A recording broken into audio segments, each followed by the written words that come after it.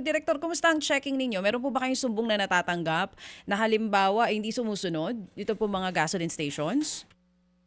Well, yung mga sumbong kasi hindi specific kung anong gasolinahan,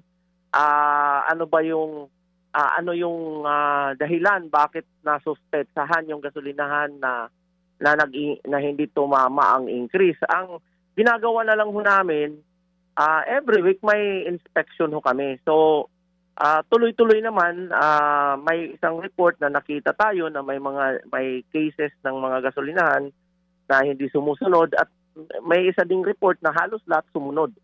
So depende na lang ho kung mayroon hong specific na report, mapupuntahan kaagad natin. Pero kung wala, ito hong ginagamit ho namin yung mga major routes. For example, dito sa Metro Manila may 7 tayong major routes na inuuna. So andyan na ho yung EDSA, C5, andyan na ho yung Ortegas Avenue, Marcos Highway, yung Commonwealth. So yan ho yung mga inuuna natin kasi dyan talaga ang napakalalaking volume ng ating mga sasakyan.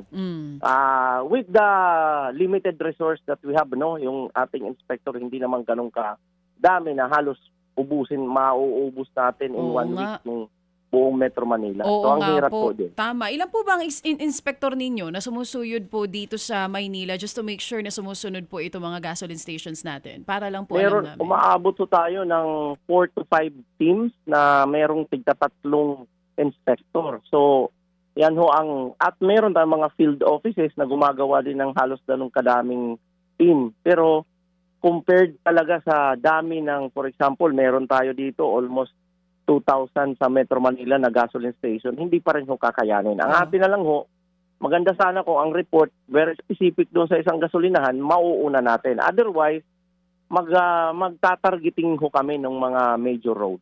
So in totality, ilan po ulit yung inspectors nyo kung 2,000 gasoline stations yung babantayan, Director? Aabot ho tayo ng mga 15 personnel. Oo. So, sa 50 personnel na yan, hindi pa rin ho kakayanin lahat.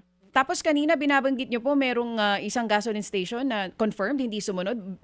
Big three po ba yun or small time player? Meron hong report, mayroon ako nakita na napirmahan ko na report na endorse na sa legal services namin na hindi sumunod dun sa mandated. Meaning, mas maliit ang kanyang ibinaba.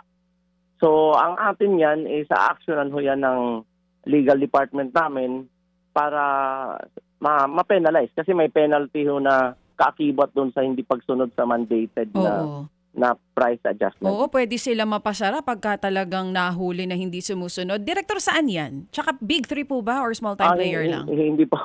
Kasi may ongoing yung kaso, hindi ho natin basta-basta masasabi ho yung mga detalye. Even the location lang, kahit hindi po yung pangalan ng gas station? Pwede kong kunin yung data na yun, pero ipapaalam natin Sige at po. usapin natin si legal kung pwede na ba at this stage na ikwento yung kaso na yan. At least alam ngayon ng publiko na may ginagawa po ang DOE para sawatahin itong mga gasoline stations sa talagang hindi sumusunod. At para lang po sa kaalaman ng mga kapatid natin, sabi niyo po, yung binanggit ninyo na mga presyo kanina na magiging pagtaas tomorrow, kung may makita yung mga magpapagasolina na hindi sumunod sa ilalabas po ng DOE, saan po pwedeng magsumbong at dapat ang sumbong detalyado? Anong gas station yan at maging yung location? Director, paano po?